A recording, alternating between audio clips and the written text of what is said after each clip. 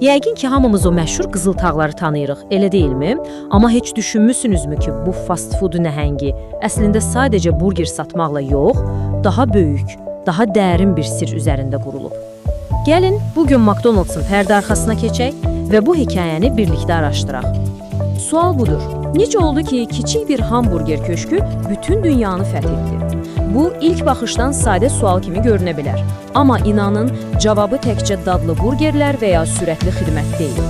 Bu hekayənin içində innovasiya var, amansız bir ambisiya var və ən əsası, çoxumuzun heç fərqində olmadığı bir biznes modeli var.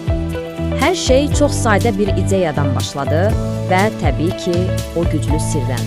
Və bu ideyanın sahibi iki qardaş idi. Hekayəmiz bizi 1940-cı illərə Kaliforniyaya aparır.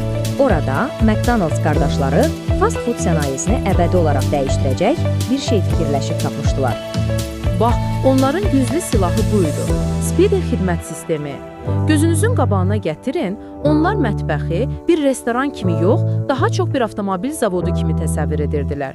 Məqsəd nə idi? Maksimum sürət, maksimum səmərəlilik. Bəs bu sistem necə işləyirdi? Gəlin addım-addım baxaq. Deməli, birinci işləri menyunu kəskin şəkildə azaltmaq oldu. Yəni, ancaq ən çox satılanları saxladılar. Sonra, sanki bir zavod kimi konveyer xətti yaratdılar. Hər işçinin bircə konkret işi var idi. Və nəticə inanılmaz idi. Sifarişiniz dəqiqələr yox, saniyələr içində hazır olurdu. O dövr üçün bu, sözün əsl mənasında bir inqilab idi. Və məhz bu məqamda səhnəyə Ray Kroc adlı bir adam çıxır. O, bu kiçik lokal uğuru görüb, onu milli, hətta qlobal bir ambisiya çevirən şəxs oldu. Baxın, bu sitat Kroc'un vizyonunu xam olaraq göstərir. Qardaşlar öz kiçik restoranları ilə kifayətlənərkən, o, bütün Amerikanı fəth etməyi xəyallarını qururdu. Zaman xəttinə bir nəzər salaq. Görürsünüzmü?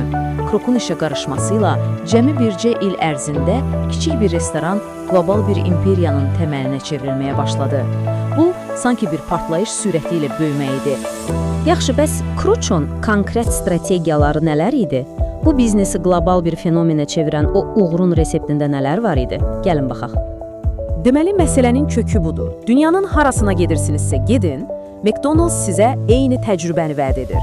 Eyni dad, eyni sürət, eyni tanış brend. Bax, onların qlobal uğurunun əsl təməli məhz budur. Bəs Kroc'un bu vizyonun nə qədər böyük bir imperiya yaratdı? Gəlin rəqəmlərin dilinə keçək.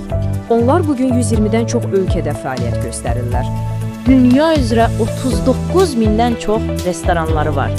Və hər gün, bəli, hər gün 60 milyondan çox insana xidmət göstərirlər. Bu miqyası təsəvvür etmək belə çətindir, həqiqətən də ağla sığmazdır. Amma gəldi hekayənin ən maraqlı yerinə. Bu hekayədə burgerlərdən, yeməkdən daha vacib bir şey var. İndi o böyük sirri açmağın vaxtı çatıb. Bir anlıq dayanıb düşünün. Sizcə, McDonald's əslində hansı bizneslə məşğuldur? Nə satır? Cavab, yəqin ki, düşündüyünüz kimi burger deyil. Cavab, daşınmaz əmlakdır.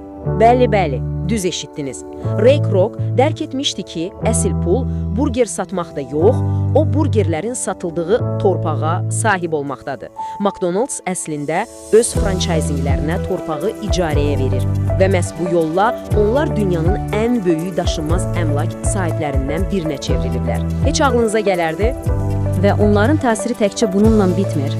Onlar o qədər çox mal əti alırlar ki, iqtisadçılar valyuta dəyərini ölçmək üçün Big Mac indeksi deyə bir şey istifadə edirlər. Hətta menyularını belə yerli zövqlərə uyğunlaşdırırlar. Məsələn, Hindistanda məkallu tikki satırlar. Yəni, bu sadəcə bir restoran şəbəkəsi deyil, bu, qlobal bir iqtisadi və mədəni qüvvədir.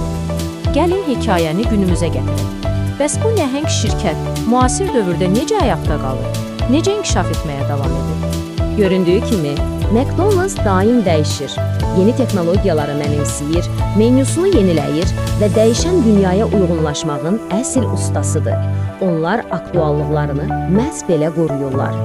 Beləliklə, McDonald's-ın hekayəsi bizə bir şeyi çox aydın göstərir. Bəzən bir şirkətin əsl işi səthdə görünəndən tamamilə fərqli ola bilər.